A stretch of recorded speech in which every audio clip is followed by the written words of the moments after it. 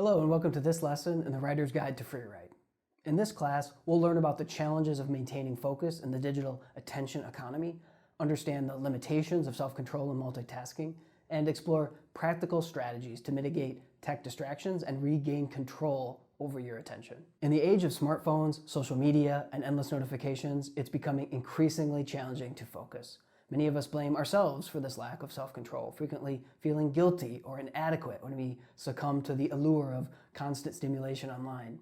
Well, we're here to dismantle this illusion of self-control in the midst of this attention economy. The attention economy is a term used to describe the fierce competition for our attention in the digital age. This concept was first explored by political scientist and economist Herbert Simon back in 1971, when he first wrote about the effects of an information-heavy world on our attention. Namely, he explained that the more information used up more attention and created a need to more efficiently allocate attention among the different things that consume it.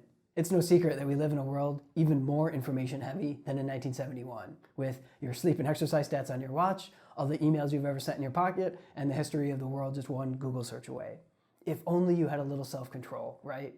Well, let's break that down. From an early age, people are taught that willpower is the key to success, that if we just exert enough self-discipline, we can resist any temptation and stay on track. This suggests that people who struggle with distractions simply lack the willpower or discipline to stay focused.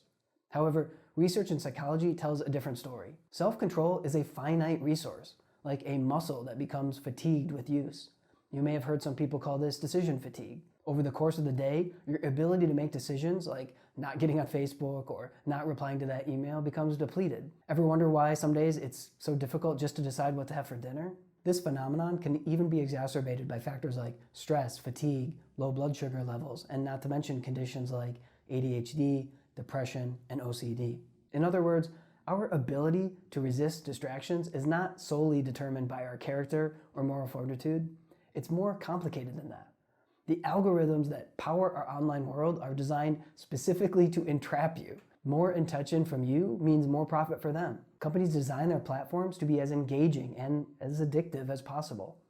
These platforms utilize algorithms meticulously crafted to hijack your attention and keep you hooked for as long as possible. Well, what's the big deal, you might think? We can scroll through Instagram and cook dinner and write that last email of the day at the same time. We can multitask, right?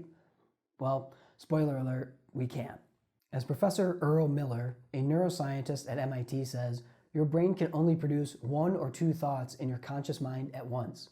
When you think you're multitasking, you're really task switching very rapidly, and that requires context switching from your brain, remembering what you're doing, what you think of this disparate thing, and all the tiny details you need to know to do it. Of course, context switching comes at a cost, diminished cognitive function.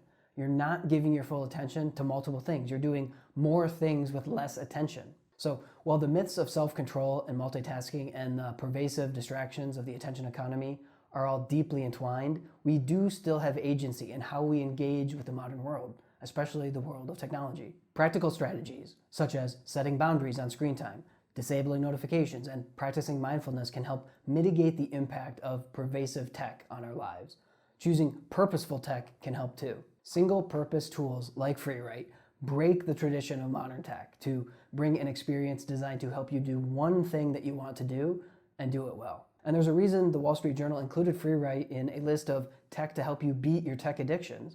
By creating habits that prioritize intentionality, you can begin to regain control over your attention and carve out space for the things you really want to do, like writing.